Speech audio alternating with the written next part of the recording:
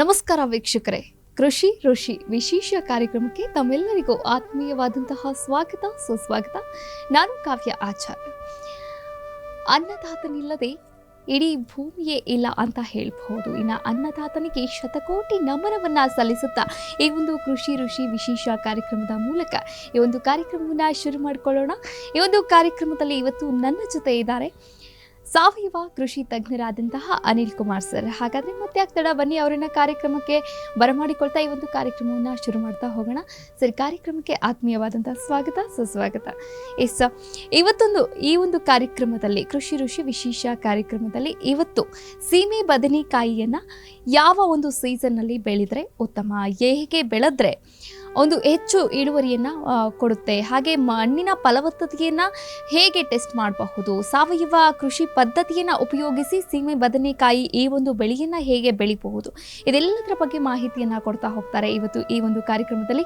Sir, ಮೊದಲನೇದಾಗಿ ಸೀಮೆ ಬದನೆಕಾಯಿ, ಈ ಒಂದು ಸೀಮೆ ಬದನೆಕಾಯಿಯನ್ನು ಯಾವ ಒಂದು ಸೀಸನ್ನಲ್ಲಿ ಬೆಳೆದ್ರೆ ಉತ್ತಮವಾದಂತಹ ಇಳುವರಿ ಬರುತ್ತೆ? ನಮ್ಮ ಬೆಂಗಳೂರು ಭಾಗದಲ್ಲಿ ಜೂನ್ನಿಂದ ಅಪ್ ಟು ಮಾರ್ಚ್ವರೆಗೂ ಒಳ್ಳೆ ಸೀಸನ್ ಅಂತ ಹೇಳ್ತೀನಿ. ಅಂದರೆ ಅದು ಆ್ಯಕ್ಚುಲಾಗಿ ಬಿತ್ತನೆ ಮಾಡೋದು ಜೂನ್ ತಿಂಗಳಲ್ಲಿ. ಜೂನ್ ತಿಂಗಳಲ್ಲಿ ಬಿತ್ತನೆ ಮಾಡಿದ್ರೆ ನಮಗೆ ಆಗಸ್ಟ್ ತಿಂಗಳಲ್ಲಿ ಫಸಲು ಬರುತ್ತದೆ. ಆ ನಂತರ ಅಪ್ ಟು ಫೆಬ್ರವರಿ ಮಾರ್ಚಿಗೆ ಎಂಡ್ ಆಗುತ್ತೆ. ಈಗ ಏನಾಗಿದೆ ಅಂತಂದರೆ ಕ್ಲೈಮೇಟ್ ಚೇಂಜ್ ಆಗಿದೆ. ಆಮೇಲೆ ನಮ್ಮ ಭಾಗದ ಬಿತ್ತನೆನೂ ಅದು ಇಲ್ಲ. ಈಗ ಅದು ನಮ್ಮದೇನಿದೆ ಅಂದರೆ ಬೆಂಗಳೂರು ಬಿತ್ತನೆ ಹೋಗಿ ಎಲ್ಲ ಈಗ ಊಟಿ ಬಿತ್ತನೆ ಬಂದಿದೆ. ಊಟಿ ಬಿತ್ತನೆಗೂ ಡಿಫ್ರೆನ್ಸ್ ಇದೆ. ಕಾಯಿ ಉದ್ದ ಬರುತ್ತೆ ನಮ್ಮ ಬೆಂಗಳೂರು ಬಿತ್ತನೆ. ಅದು ನಮಗೆ ಮಾರ್ಚಲ್ಲಿ ನಾವು ನಾಟಿ ಮಾಡ್ತಿದ್ವಿ. ಈ ಊಟಿ ಇದೆಯಲ್ಲ ಅದು ಕೋಲ್ಡ್ ವೆದರ್ಗೆ ಸೂಟಬಲ್. ನಮಗೆ ಇಲ್ಲಿ ಮಳೆಗಾಲ ಸ್ಟಾರ್ಟ್ ಆದ ನಂತರನೇ ಅದನ್ನು ಬಿತ್ತನೆ ಮಾಡಬೇಕು. ಇಲ್ಲ ಅಂತಂದರೆ ಅದು ಮೊಳಕೆ ಬರೋದೆಲ್ಲ ಬೆಳವಣಿಗೆನೂ ಆಗೋದಿಲ್ಲ. ಇನ್ನು ಮಣ್ಣಿನ ಫಲವತ್ತತೆ ಬಗ್ಗೆ ಹೇಳೋದಾದ್ರೆ ಇದೇ ಒಂದು ಮಣ್ಣಲ್ಲಿ ಬೆಳೆದ್ರೆ ಉತ್ತಮವಾದಂತಹ ಇಳುವರಿ ಬರುತ್ತೆ. ಕೆಂಪು ಮಣ್ಣು ಮತ್ತು ಮರಳು ಮಣ್ಣು ಚೆನ್ನಾಗಿ, ಕೆಂಪು ಮಿಶ್ರಿತ ಮರಳು, ಕೆಂಪು ಮಿಶ್ರಿತ ಗೋಡು ಮಣ್ಣು, ಆ ಥರದ್ದೆಲ್ಲ ಸೂಕ್ತ. ಭೂಮಿಗೆ ಹೆಚ್ಚು ಸಾವಯವ ಪದಾರ್ಥಗಳನ್ನು ಕೊಡೋದ್ರಿಂದ ಈ ಬೆಳೆ ತುಂಬ ಚೆನ್ನಾಗಿ ಬರುತ್ತೆ. ಇದಕ್ಕೆ ಯಾವುದೇ ರೀತಿ ಕಾಯಿಲೆ ಬರೋದಿಲ್ಲ. ಆದರೆ ಸೀಸನ್ ಅಂದರೆ ಏನು ಹೇಳ್ತೀರಿ, ನಾವು ಯಾವ ಸಮಯದಲ್ಲಿ ಅದನ್ನು ನಾಟಿ ಮಾಡಿದ್ರೆ ಸೂಕ್ತ ಅನ್ನೋದನ್ನು ತಿಳ್ಕೊಂಡು ಮಾಡಬೇಕು. ಇದು ಮುಖ್ಯ. ಈ ಬೆಳೆಗೆ ಇದೊಂದು ಮುಖ್ಯ. ಮತ್ತು ಹೆಚ್ಚು ಸಾವಯವ ಪದಾರ್ಥಗಳನ್ನು ಮಣ್ಣಿಗೆ ಸೇರಿಸ್ಬೇಕು. ಸಾವಯವ ಪದಾರ್ಥಗಳಂದರೆ ಗ್ರೀನ್ ಮೆನ್ಯೂರ್ ಆಗಿರ್ಬೋದು, ಗೊಬ್ಬರ ಆಗಿರ್ಬೋದು, ಹಿಂಡಿಗಳಾಗಿರ್ಬೋದು, ಮತ್ತು ನೀರನ್ನು ಸ್ವಲ್ಪ ಮಟ್ಟಿಗೆ, ತೇವಾಂಶವನ್ನು ನೀರನ್ನು ಹೆಚ್ಚಿಗೆ ಕೇಳುವಂಥ ಬೆಳೆ. ಇನ್ನು ಮಣ್ಣಿನ ಫಲವತ್ತತೆ ಬಗ್ಗೆ ಮಾತನಾಡೋದಾದರೆ ಸರ್, ಮಣ್ಣು ಫಲವತ್ತತೆಯನ್ನು ಕಾಪಾಡ್ಕೋಬೇಕು, ಉಳಿಸ್ಕೋಬೇಕು ಅಂತಂದರೆ ಮಣ್ಣಿಗೆ ಅಂದರೆ ಯಾವ ರೀತಿ ಪೋಷಣೆಯನ್ನು ಮಾಡಬೇಕಾಗುತ್ತೆ? ಬೆಳೆ ಬೆಳೆದ ತಕ್ಷಣ ನಾವೇನು ಮಾಡ್ತೀವಿ, ಹಾಗೆ ಬಿಟ್ಬಿಡ್ತೀವಿ. ಆದರೆ ಮಣ್ಣಿನ ಒಂದು ಫಲವತ್ತತೆ ಬರಬೇಕು ಅಂತಂದರೆ ಅದಕ್ಕೇನಾದರೂ ನಾವು ಸಾವಯವ ಕೃಷಿ ಪದ್ಧತಿಯಲ್ಲಿ ನೋಡೋದಾದರೆ ಯಾವ ರೀತಿ ಒಂದು ಫಲವತ್ತತೆಯನ್ನು ಕಾಪಾಡ್ಕೊಳ್ಬಹುದು? ಮಣ್ಣಿನ ಫಲವತ್ತತೆಯನ್ನು ಕಾಪಾಡಿಕೊಳ್ಳೋದಕ್ಕೆ ಮೊದಲನೇದಾಗಿ ನಮ್ಮ ಬೆಳೆಯ ಪಳೆಯುಳಿಕೆಗಳು, ಹಿಂದೆ ಏನು ಬೆಳೆದಿರ್ತೀರ ಅದನ್ನು ಭೂಮಿ ಮೇಲೇನೆ ಬಿಡಬೇಕು ಫಸ್ಟ್. ಆದರೆ ಅದನ್ನು ಕಂಪ್ಲೀಟಾಗಿ ಕಿತ್ತು ಬಿಸಾಕ್ಬಿಡ್ತಾರೆ, ಎಲ್ಲ ತೆಗೆದು ಆಚೆ ಹಾಕಿ ಸುಟ್ಟು ಬಿಡ್ತಾರೆ. ಅದು ಮೊದಲನೇ ತಪ್ಪು ನನ್ನ ದೃಷ್ಟಿಯಲ್ಲಿ.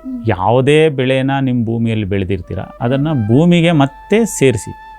ಬೇಸಿಗೆಯಲ್ಲಾದರೆ ಸೇರ್ಸೋದಕ್ಕೆ ಹೋಗ್ಬೇಡಿ, ಭೂಮಿಯಲ್ಲಿ ಒತ್ತಿಸ್ಬಿಡಿ ಸಾಕು ಅಂತ ನಾನು ಹೇಳ್ತೀನಿ. ಆಗೇನಾಗುತ್ತೆ ಅಂತಂದರೆ ಭೂಮಿಯಲ್ಲಿರೋಂಥ ಸೂಕ್ಷ್ಮಾಣು ಜೀವಿಗಳಿಗೆ ನೆರಳನ್ನು ಕೊಟ್ಟಂಗಾಗುತ್ತೆ, ಆಹಾರನ ಕೊಟ್ಟಂಗಾಗುತ್ತೆ, ಅವು ಬದುಕಲಿಕ್ಕೆ ಒಂದು ಆಶ್ರಯ ಆಗುತ್ತೆ. ನೀವು ಆ ಟೈಮಲ್ಲಿ ಏನು ಮಾಡ್ತೀರಾ ಅಂದರೆ ಭೂಮಿ ಒಣಗಬೇಕು, ಹಾರಬೇಕು ಆ ಥರ ಅಂತ ಮನಸ್ಸಲ್ಲಿ ಯೋಚನೆ ಮಾಡಿಕೊಂಡು ಟ್ಯಾಕ್ಟ್ರ್ಗಳಲ್ಲಿ ಮತ್ತು ದೊಡ್ಡ ದೊಡ್ಡ ಯಂತ್ರಗಳಿಟ್ಕೊಂಡು ಅದರಲ್ಲಿ ಮಣ್ಣು ಉಳುಮೆ ಮಾಡಿದಾಗ ಆ ಸೂಕ್ಷ್ಮಾಣು ಜೀವಿಗಳೆಲ್ಲ ಸತ್ತೋಗುತ್ತೆ. ಮತ್ತು ನೀವು ಅದನ್ನು ಬೆಳೆಸೋದಕ್ಕೆ ತುಂಬ ಶ್ರಮ ಪಡಬೇಕಾಗುತ್ತೆ. ನಾ ಏನು ಹೇಳ್ತೀನಿ ಅಂದರೆ ಆ ಟೈಮಲ್ಲಿ ಭೂಮಿನ ಸುಮ್ಮನೆ ರೆಸ್ಟ್ ಪೀರಿಯಡ್ ಅಂತ ಬಿಟ್ಬಿಡಿ. ಆ ಟೈಮಲ್ಲಿ ನೀವು ಮಳೆ ಬಂದಾಗ ಗ್ರೀನ್ ಅಂದರೆ ಏನು ನಾವು ದ್ವಿದಳ ಏಕದಳ ಬೀಜಗಳಿರ್ತವೆ ಅದನ್ನು ಭೂಮಿಗೆ ಹಾಕಿದಾಗ ಅವು ಮೊಳೆತು 1 ತಿಂಗಳಲ್ಲಿ ಅವು ಬೆಳವಣಿಗೆ ಕಾಣ್ತವೆ. ಒಂದು 40 ದಿನದ ನಂತರ ಅದನ್ನು ಮತ್ತೆ ಮಣ್ಣಿಗೆ, ಅಂದರೆ ಮಳೆ ಬಂದ ನಂತರ ಉಳುಮೆ ಮಾಡೋದ್ರಿಂದ ಅದು ಮಣ್ಣಿಗೆ ನೀವು ಏನು ಹಿಂದಿನ ಬೆಳೆ ಪಳೆಯುಳಿಕೆಗಳು ಜೊತೆಗೆ ಈ ಹಸಿರು ಎಲೆ ಗೊಬ್ಬರ, ಈ ಹಸಿರೆಲೆ ಗೊಬ್ಬರನ ಮತ್ತು ಭೂಮಿಗೆ ಸೇರಿಸೋದ್ರಿಂದ ಭೂಮಿ ಹೆಚ್ಚು ಫಲವತ್ತತೆ ಆಗುತ್ತೆ. ಇನ್ನು ಹಳ್ಳಿ ಕಡೆಯಲ್ಲಿ ಒಂದಿದೆ, ಅಂದರೆ ದನ ಇರುತ್ತಲ್ವ, ಸಗಣಿ ಎಲ್ಲ ಒಂದು ಕಡೆ ತಿಪ್ಪೆ ಹಾಕ್ತಾರೆ. ಆ ತಿಪ್ಪೆಯಲ್ಲಿ ಇರ್ತಕ್ಕಂಥ ಪ್ರತಿಯೊಂದು ಏನು ಗೊಬ್ಬರ ಅಂತ ಅಂತೀವಲ್ಲ, ಆ ಗೊಬ್ಬರನ ತೊಗೊಂಬಂದ್ಬಿಟ್ಟು ಯಾವುದೇ ಒಂದು ಬೆಳೆಯನ್ನು ತೆಗೆದ ನಂತರ ಆ ಒಂದು ಬೆಳೆಗೆ ಹೊಲಕ್ಕೆ ಹಾಕ್ಬಿಟ್ಟು ಮತ್ತೆ ಇದನ್ನು ಮಾಡ್ತಾರೆ, ಅಂದರೆ ಉಳುಮೆ ಮಾಡ್ತಾರೆ. ಇದು ಯಾವ ರೀತಿ ಒಂದು ಪರಿಣಾಮವನ್ನು ಬೀರುತ್ತೆ ಸರ್? ಇಲ್ಲ, ಅದು ಗೊಬ್ಬರ ಕೊಡೋದು ಉತ್ತಮನೇ. ಆದರೆ ಯಾವ ಟೈಮಲ್ಲಿ ಯಾವ ಸಮಯದಲ್ಲಿ ಭೂಮಿಗೆ ಅದನ್ನು ಕೊಡಬೇಕು ಅನ್ನೋದು ತಿಳ್ಕೊಂಡಿರ್ಬೇಕು. ಹೇಳೋದಲ್ಲ, ಬೇಸಿಗೆ ಟೈಮಲ್ಲಿ ಉಳುಮೆ ಮಾಡಬೇಕಾದ್ರೆ ತುಂಬ ಎಚ್ಚರಿಕೆ ಇರಬೇಕು. ಮಳೆಗಾಲ ಚಳಿಗಾಲದಲ್ಲಿ ಅಷ್ಟು ತೊಂದರೆ ಆಗೋದಿಲ್ಲ. ಬೇಸಿಗೆಯಲ್ಲಿ ಹೆಚ್ಚಿನ ಬಿಸಿಲಿನ ಶಾಖಕ್ಕೆ ಭೂಮಿಯಲ್ಲಿರುವಂಥ ಏನು ಸಾವಯವ ಇಂಗಾಲ ಮತ್ತು ಸೂಕ್ಷ್ಮಾಣುಜೀವಿಗಳು, ಎರೆಹುಳುಗಳು ಎಲ್ಲ ಸಂಖ್ಯೆ ಕಮ್ಮಿ ಆಗಿಬಿಡುತ್ತೆ. ಅದಕ್ಕೆ ಬೇಸಿಗೆಯಲ್ಲಿ ಉಳುಮೆನ ದಯವಿಟ್ಟು ಯಾರೂ ಮಾಡಬೇಡಿ. ಮಳೆಗಾಲದಲ್ಲಿ ಉಳುಮೆ ಮಾಡಿ, ಇಲ್ಲ ಅಗತ್ಯ ಮಾಡಿ, ಅವಶ್ಯಕತೆ ಇದ್ದರೆ ಮಾತ್ರ. ಸಾವಯವ ಪದ್ಧತಿಯಲ್ಲೇ ನೀವು ಹೋಗ್ತೀನಿ ಅಂತಂದರೆ ಉಳುಮೆನೇ ಅವಶ್ಯಕತೆ ಬರೋದಿಲ್ಲ. ಎಷ್ಟು ಬೇಕೋ ಅಷ್ಟನ್ನು ಮಾತ್ರ ನಾವು ಅಗತ್ಯ ಮಾಡೋದು, ಇಲ್ಲಾಂದರೆ ಆ ಕಳೆ ತೆಗೆದು ಬೆಳೆ ಇಡೋವಂಥದ್ದನ್ನು ಮಾಡಿಕೊಂಡ್ರೆ ಸಾಕಾಗುತ್ತೆ. ತುಂಬ ಚೆನ್ನಾಗಿ ಬೆಳೆ ಬರುತ್ತೆ. ಓಕೆ, ಇದು ಒಂದು ಸೀಮೆ ಬದನೆಕಾಯಿ ಎಷ್ಟು ದಿನಗಳಿಗೆ ಒಂದು ಬೆಳೆಯನ್ನು ನಾವು ಈಗ ಜೂನ್ ತಿಂಗಳಲ್ಲಿ ಆ್ಯಕ್ಚುಲಾಗಿ ಸ್ಟಾರ್ಟ್ ಮಾಡಿದ್ರೆ ಅದನ್ನು ಒಂದು ಗುಂಡಿ ತೆಗೆದು ಒಂದು ಮಕರಿಯಷ್ಟು ಬುಟ್ಟಿ ಹಸಿರೆಲೆ, ಅಂದರೆ ನಾವು ಕಾಂಪೋಸ್ಟ್ ಆಗ್ಬೋದು, ಹಸಿರೆಲೆ ಗೊಬ್ಬರ ಆಗಿ ಹಾಕ್ಬಿಟ್ಟು ಒಂದು ಕಾಯಿಯನ್ನು ನೆಟ್ಟರೆ ನಮಗೆ ಒಂದು 2.5 ತಿಂಗಳಲ್ಲಿ ಫಸಲು ಸ್ಟಾರ್ಟ್ ಆಗುತ್ತೆ.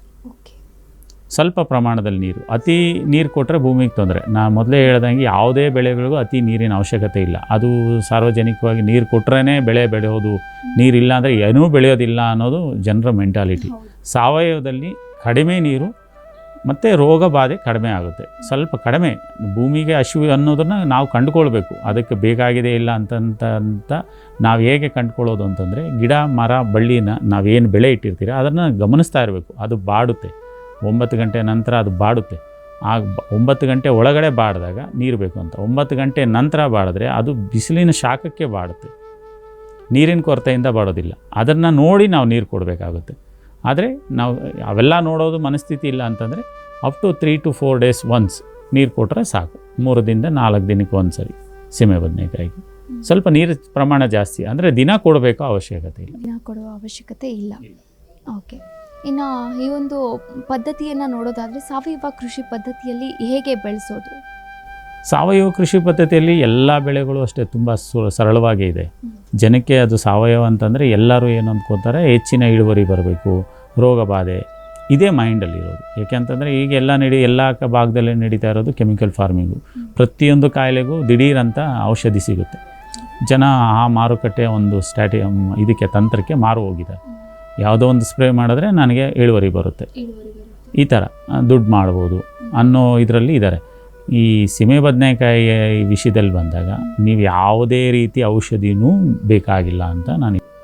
ಓಕೆ, ಮಿಶ್ರಿತ ಬೆಳೆಯನ್ನು ಬೆಳಿಬಹುದಾ? ಮಿಶ್ರ ಬೆಳೆ ಅಂತಂದರೆ ನಾವು ಆ 2.5 ತಿಂಗಳು ಏನು ಗಿಡ ಫಸಲು ಬರುತ್ತೆ ಅಷ್ಟರ ಒಳಗಡೆ ತೊಗೊಳ್ಬೋದು, ಒಳಗಡೆ ತೊಗೊಳ್ಬೋದು. ಆ ನಂತರ ಇದೇನಾಗ್ತದೆ ಅಂದರೆ ಚಪ್ಪರದ ಬೆಳೆಗಳು, ಇವೆಲ್ಲ ಚಪ್ಪರದ ಬಳ್ಳಿ ಬೆಳೆಗಳು.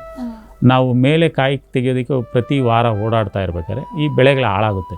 ಹಂಗಾಗಿ ನೀವು 2.5 ತಿಂಗಳು ಏನು ಪೀರಿಯಡ್ ಅದು ಗಿಡದ ಬೆಳವಣಿಗೆ ಸ್ಟೇಜ್ ಇರುತ್ತೆ, ಆ ಟೈಮಲ್ಲಿ ನೀವು ಏನು ಬೇಕಾದ್ರೂ ತೊಗೊಳ್ಬೋದು, ಏನು ಬೇಕಾದ್ರೂ ತೊಗೊಳ್ಬೋದು, ಯಾವ್ದು ಬೇಕಾದ್ರೂ ತೊಗೋಬೋದು. ಅದರಿಂದ ಸೀಮೆ ಬದನೆಕಾಯಿಗೆ ಯಾವುದೇ ರೀತಿ ತೊಂದರೆನೂ ಆಗೋದಿಲ್ಲ. ಆ ಗಿಡದ ಬೆಳವಣಿಗೆಗೆ ತೊಂದರೆ ಆಗದೇ ಇರೋ ರೀತಿಯಲ್ಲಿ ನೀವೇನು ಬೇಕಾದ್ರೂ ತೆಗಿಬೋದು. ಓಕೆ, ಈಗ ಯಾವ ಬೆಳೆಗಳು ಸೂಕ್ತ ಸರ್ ಅದ್ರ ಜೊತೆ ಬೆಳಿಬೇಕು? ಎಲ್ಲ ರೀತಿ ತರಕಾರಿಗಳನ್ನು ಬೆಳಿಬೋದು. ಎಲ್ಲ ರೀತಿ ತರಕಾರಿಗಳು ಜೂನ್ ನಂತರ ಮಳೆಗಾಲ ಸ್ಟಾರ್ಟ್ ಆಗಿರೋದ್ರಿಂದ ನಿಮ್ಗೆ ಎಲ್ಲ ರೀತಿ ತರಕಾರಿಗಳು ಕ್ರೀಪರ್ ವೆರೈಟಿ, ಅಂದರೆ ಅದರ ಜೊತೆಯಲ್ಲಿ ಸ್ಪರ್ಧೆ ಆಗದೇ ಇರೋವಂಥದ್ದು. ಅಂದರೆ ಇದು ಚಪ್ಪರದ ಬೆಳೆ ಆಗಿರೋದು, ಹೀರೆಕಾಯಿ, ಸೋರೆಕಾಯಿ, ಪಡವಲಕಾಯಿ ಇದನ್ನು ತುಳಿಯುತ್ತೆ, ಅಂದರೆ ಅದನ್ನು ಬೆಳವಣಿಗೆಯನ್ನು ಕುಂಠಿತಗೊಳಿಸುತ್ತೆ. ಹಂಗಾಗಿ ನೀವು ಕೆಳಗಡೆ ನೆಲದಲ್ಲಿ ಬದನೆಕಾಯಿ, ಬೆಂಡೆಕಾಯಿ, ಕೋಸು, ಎಲೆಕೋಸು, ಮೂಲಂಗಿ, ಈ ಥರದ ಮೆಣಸಿನಕಾಯಿ, ಸೌತೆಕಾಯಿನ ನಾವು ಬಳ್ಳಿ ಥರ ಹಬ್ಬಿಸ್ತೀವಿ, ಅದು ಮೇಲೆ ಹಬ್ಬೋದಿಲ್ಲ, ನಿಂತಿರುತ್ತೆ. ಆ ಥರದ ಬೆಳೆಗಳನ್ನ ಎಲ್ಲ ಥರದ್ದು ಅಂದರೆ ಕ್ರೀಪರ್ ವೆರೈಟಿ, ಚಪ್ಪರದ ಮೇಲೆ ಹಬ್ಬುವಂಥ ಬೆಳೆ ಬಿಟ್ಟು ನೆಲದ ಮೇಲೆ ಇರುವಂಥದ್ದು, ಬಳ್ಳಿಯಲ್ಲಿ ನಿಂತಿರುವಂಥದ್ದು, ಆ ಥರದ ಎಲ್ಲ ಬೆಳೆಗಳು ಬೆಳೆದ ನೆಲದ ಮೇಲೆ ಹಾಕಿರುವಂಥ ಬೆಳೆಗೆ ಯಾವುದೇ ರೀತಿ ತೊಂದರೆ ಆಗೋದಿಲ್ಲ? ಆಗೋದಿಲ್ಲ. ಇಲ್ಲ, ಅದಕ್ಕೆ ಏನು ತೊಂದರೆ ಇಲ್ಲ. ಓಕೆ, ಈಗ ಹೆಚ್ಚು ಇಳುವರಿ ಬರಬೇಕು, ಹೆಚ್ಚು ಫಸಲು ಬೇಗ ಬರಬೇಕು ಅಂದರೆ ಏನು ಮಾಡಬೇಕು? ಬೇಗ ಬರಬೇಕು ಅಂತ ಇದರಲ್ಲಿ ಒತ್ತಾಯ ಮಾಡೋಕ್ಕಾಗೋದಿಲ್ಲ. ಈ ಬೆಳೆಯಲ್ಲಿ ನೀವು ಸೀಸನ್ ವೈಸ್ ಹೋದಾಗ ಅದಕ್ಕೆ ಆ ಟೈಮ್ಗೆ ಅದು ಬರೋದು. ನಾವು ಒತ್ತಾಯ ಮಾಡಿ ಬರ್ಸೋದಕ್ಕಾಗೋದಿಲ್ಲ.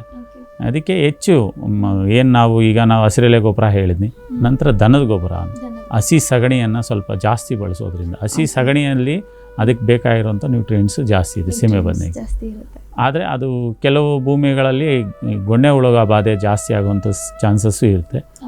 ಅದರಾಗಿ ಸ್ವಲ್ಪ ಅದನ್ನು ಕಾಂಪೋಸ್ಟ್ ರೀತಿ ಮಾಡಿ ನಾವು ಹೆಚ್ಚು ಕೊಟ್ಟಿಗೆ ಗೊಬ್ಬರವನ್ನು ಕೊಡೋದ್ರಿಂದ, ಸಗಣಿ ಗೊಬ್ಬರ ಅನ್ನೋದಕ್ಕಿಂತ ಕೊಟ್ಟಿಗೆ ಗೊಬ್ಬರ ಅಂತೀನಿ, ಅದನ್ನು ಕೊಡೋದ್ರಿಂದ ಭೂಮಿನ ಹೆಚ್ಚು ಕಾಂಪೋಸ್ಟ್ ಮಾಡಿದಾಗ ಸಾವಯವ ಪದಾರ್ಥಗಳನ್ನು ಕೊಟ್ಟಾಗ ಹೆಚ್ಚಿನ ಇಳುವರಿ ಬರ್ತದೆ.